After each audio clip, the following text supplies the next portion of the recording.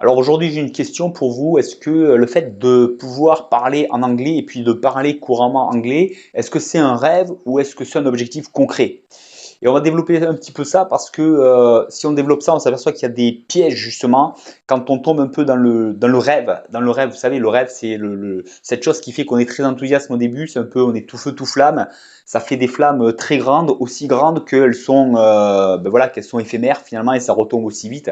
Et en fait, le problème, c'est que le rêve, ça nous apporte un peu beaucoup d'enthousiasme, beaucoup de pêche pour commencer.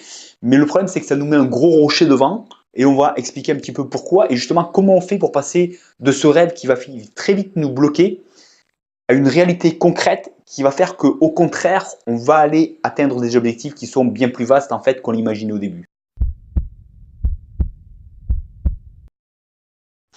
Donc, quand on a un rêve, vous savez, c'est le problème du rêve un petit peu, c'est qu'on a tendance à imaginer que non seulement on va atteindre un objectif concret, parler, être capable de communiquer en anglais, mais au-delà de ça, on va rajouter tout un tas de, un petit peu de, vous savez, de, je sais pas, on va se rajouter plein de choses, plein de valeurs autour de ça, comme si on se rajoutait une valeur personnelle, une valeur humaine, comme si on devenait quelqu'un de meilleur, de plus grand, voilà, pour tous les objectifs un petit peu on les rêve un peu de cette manière-là, c'est-à-dire que c'est un peu le pays des merveilles. Dès qu'on a atteint cet objectif, le monde est beau et brillant et tout va bien parce que voilà, parce que on idéalise beaucoup nos objectifs.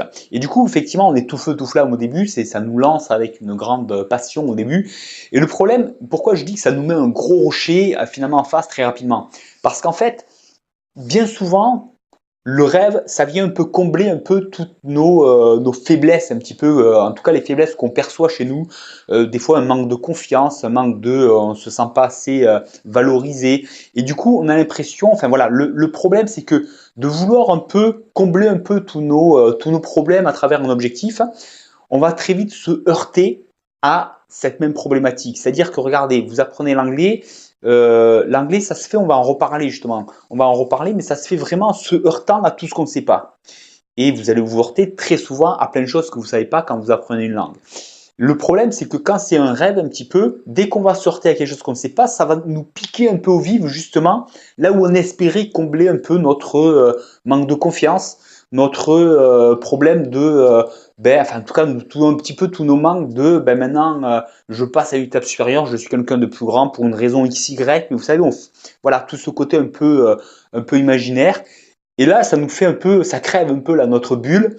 Et là, justement, ça devient quelque chose de très difficile, qu'on a vraiment du mal à, vous savez, ça devient émotionnel et on a du mal à le passer parce que ben justement, on avait créé tout un tas de choses autour et là, ça vient juste crever notre bulle. Alors, ça n'a aucun rapport avec le fait d'être capable d'apprendre la langue ou pas, mais j'ai envie de dire, voilà, le processus, il est cassé et ça devient difficile. Cette perception de difficulté, c'est toujours imaginaire parce qu'il n'y a aucune difficulté à s'imprégner d'une langue. Il n'y a aucune difficulté, c'est purement mécanique et il faut juste le faire comme il faut. La difficulté, elle est de ce qu'on perçoit et bien souvent par justement de ce faux rêve un petit peu. Alors qu'en réalité, euh, tout ce qu'on cherche à faire, c'est être capable de communiquer en anglais, de parler anglais couramment.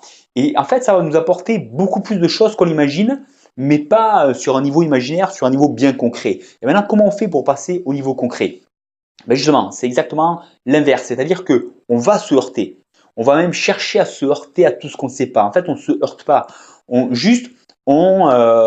perçoit tout ce qu'on ne sait pas, tous les détails qu'on a besoin de maîtriser, et on va prendre ça en main, on va vraiment se l'approprier, le tourner dans tous les sens, et c'est comme ça qu'on va s'approprier la langue, c'est comme ça qu'on va devenir de plus en plus performant, non seulement dans la langue, mais en plus, plus on va la tourner dans tous les sens, plus on va se l'approprier, plus on va être capable de le faire avec une plus grande efficacité. Parce que le processus, c'est ça en fait.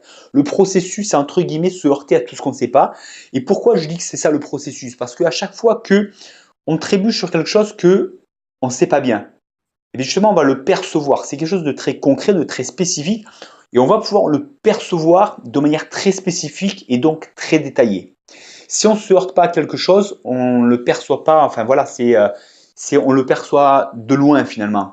On le perçoit de loin parce que on ne sait pas arrêter dans tous les détails. C'est justement quand on ne sait pas, quand on veut comprendre quelque chose, que ce soit au niveau d'un son qu'on perçoit mal, que ce soit au niveau d'une tournure anglaise qu'on n'est pas capable de comprendre la logique. Dès qu'on va s'arrêter sur quelque chose qu'on ne sait pas, on va le percevoir, on va le décortiquer un peu, on va presque le disséquer, vous savez, vraiment, pour se l'approprier, pour vraiment rentrer dedans, parce qu'on a un besoin de comprendre mieux. Et c'est à ce moment-là qu'on observe vraiment en détail. Et à ce moment-là, on est vraiment dans un processus où je le prends en main, je le tourne dans tous les sens. Si c'est un son, je vais le répéter, je vais l'écouter, je vais écouter toutes les sonorités, je vais essayer de le reproduire plusieurs fois, comparer avec ce que j'ai entendu. Vous voyez? Et c'est à partir de ce moment-là qu'on devient performant, c'est à partir de ce moment-là qu'on s'approprie la langue et qu'on rentre vraiment dans le processus d'apprentissage, dans le processus où entre guillemets, je m'accapare un peu la langue et je la tourne vraiment dans tous les sens et je la fais rentrer dans mon univers parce que je suis capable d'aller la disséquer, de l'observer dans tous les sens. Et donc, c'est à chaque fois qu'il y a quelque chose que j'ai besoin de découvrir un peu mieux, que je rentre dans ce processus et que je suis en train de m'approprier la langue.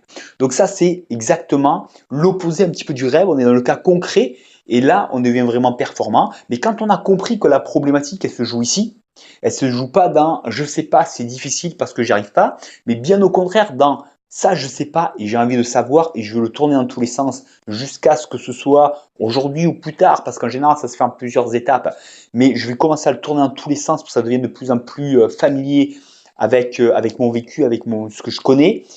Et là, plus on est performant et plus vous êtes en train de rentrer vraiment dans le processus de parler anglais couramment. C'est ça le processus. Donc si vous avez compris le processus, après, c'est mécanique. C'est juste le plaisir de rentrer dans une nouvelle communication qui va vraiment nous ouvrir beaucoup plus de choses, parce que là aussi, vous allez rentrer dans un univers qui va vous paraître de plus en plus vaste.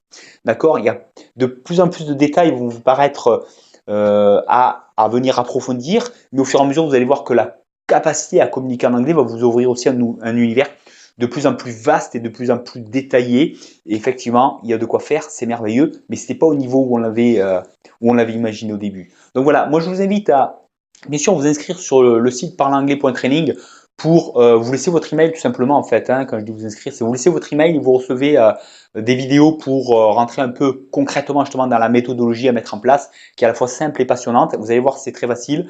Je vous proposerai plein d'autres choses dessus, mais voilà, laissez votre email, recevez ça, et puis si vous voulez passer du rêve à la réalité, à un objectif concret que vous allez atteindre, et bien voilà, ça commence ici, c'est aussi simple que ça. Quand on a compris quel est le vrai processus à mettre en place, ça devient facile. Donc faites-vous plaisir, explorez cet univers merveilleux par l'anglais. Moi je vous dis à très bientôt, bye bye.